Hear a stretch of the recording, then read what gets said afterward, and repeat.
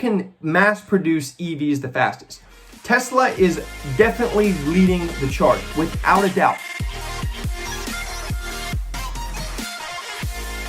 What is going on, guys? I hope you're having a fantastic day. If you are new to the channel, please consider dropping a sub and leaving a like. That would be really appreciated. We're doing a giveaway once we get to 250 subscribers for an Amazon gift card. So, I mean, everybody is, low on cash coming into the holiday season. Given everything we've had with the pandemic, get yourself an Amazon gift card, get you like a PS5, Xbox, whatever the new gadget is that you need. Definitely drop a sub, leave a like. It's going to enter you in to win that.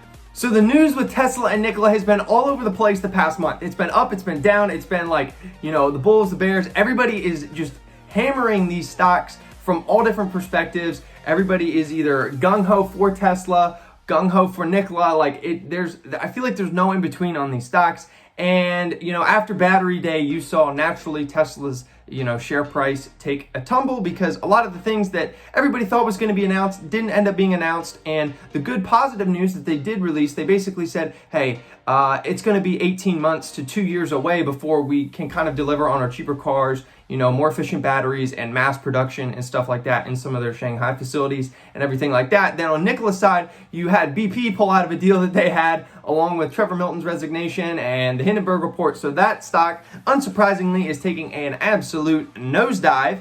And I have been cautioning, right, that tech is pulling back in general, and September is an ugly month in general. And you've got, that combined with the tech bubble and then the uncertainty around the election. You had jobless claims come out that are kind of creeping back up there, which has investors a little nervous. You've got bank stocks that have been downgraded. So there are a lot of things weighing on the economy. And then not to mention, right, Europe and some other countries are seeing an uptick in coronavirus cases. US is actually being one of them. And so, everybody's just panicking, freaking out. So I think that there is a little bit more downside to be had in the stock markets from our current levels. And I would caution you in getting in on Tesla or any other stock that you're thinking about that has been, in the news or anything like that. And I see Tesla, it had a really poor start to the day and it has turned around intraday. And that is because of an announcement that the governor of California made. Gavin Newsom said that by 2035, they're going to be banning all the sale of gasoline and diesel vehicles. So to me, I don't think this is any reason to sit there and go buy Tesla. This is 15 years out, guys. If you're betting on Tesla by the year 2035 because you think that, California in particular is going to essentially say, oh, the only car you can buy is an electric vehicle. And obviously Tesla owns that market right now. But come on, that's 15 years out. Let's not buy a stock because of something that could be a law, 15 years from now. I think if you are investing in Tesla, invest in it for the right reasons. Don't just invest because, somebody said that 15 years down the line, you're going to have to buy an electric vehicle. Think about this rationally. We are in a race in the automotive industry to become essentially who can mass produce EVs the fastest. Tesla is definitely leading the charge, without a doubt. If they came out tomorrow in the United States and said, the only vehicle you can buy is an EV, 100%, Tesla would dominate. No question, Tesla is the front runner in the EV market. Now, in 15 years, though, I think that changes a lot. General Motors, though they partnered with Nikola, throw Nikola out of this. General Motors has an EV fleet that they are essentially planning really in the next 5 years to have 20 EV vehicles that they have introduced. So that's really let's even say that takes 10 years. So that's your 2030. So they're going to have a fleet of EVs, and General Motors already has the really good infrastructure to produce and stuff like that. Ford, other companies are really into EVs. You've got Hyundai into hydrogen. So companies are already well on their way to be fully EV by 2035. So I don't think this is any reason to go in and just gobble up Tesla shares at their current price. I think that this is a very reactionary move by traders to some news that everybody kind of gravitates towards everything that they get in this market. Tesla, without a catalyst or something, an event in the future to, really get behind a forward push in the stock price, I think it's going to continue to fall. I think that this is just a very overreactionary thing going on with the stock today. I do think that it is going to continue to fall. My target price for Tesla and where I'm thinking about getting in on Tesla is when it gets back around to $300. To me, if you guys look at where we started year to date with this thing, not too much has changed with its financials. Yes, you've got some really good announcements, but we're several years away from a lot of these things coming to fruition.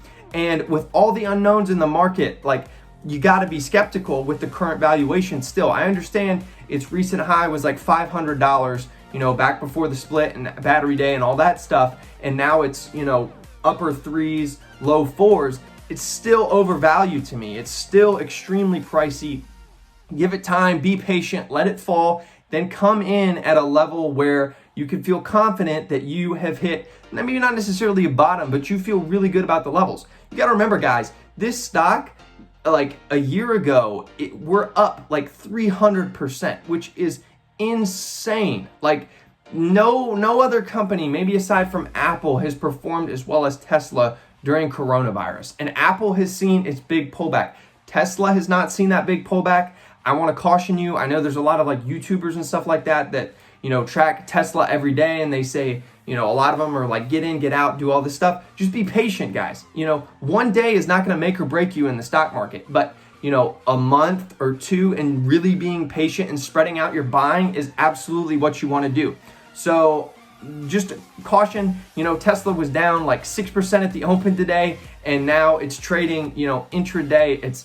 It's up, it's green. It's not going to shock me, wherever it goes. It could go up to 450, it could go down to 350 here in the next like couple days or a week. And I really think it's all noise. When you're investing and thinking about the long term, you have to just eliminate the noise. Any stuff that's going to be super reactionary, like this announcement from Gavin Newsom by 2035 that they're going to be banning gasoline and diesel vehicles. I mean, come on. That's there's going to be way more companies than Tesla who have mastered EVs by then. Excuse me, got a burp, indigestion. And don't invest in Tesla for that reason. To me, the autonomous stuff is way more interesting, and to me, that is where the value in Tesla is. Not necessarily that they're EV, but because those cars freaking drive themselves.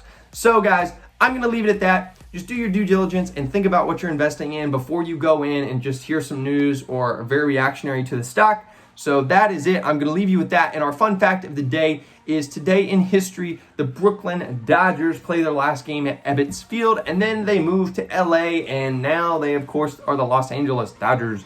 And let's see if they can win the World Series this year. Not a Dodgers fan, I'm a Yankees fan, so hopefully they don't, and the Yankees do, but hey, whatever. I digress. I hope you guys have a fantastic day. If you haven't already subbed or left a like, please consider it. I would really appreciate it, and have a great day.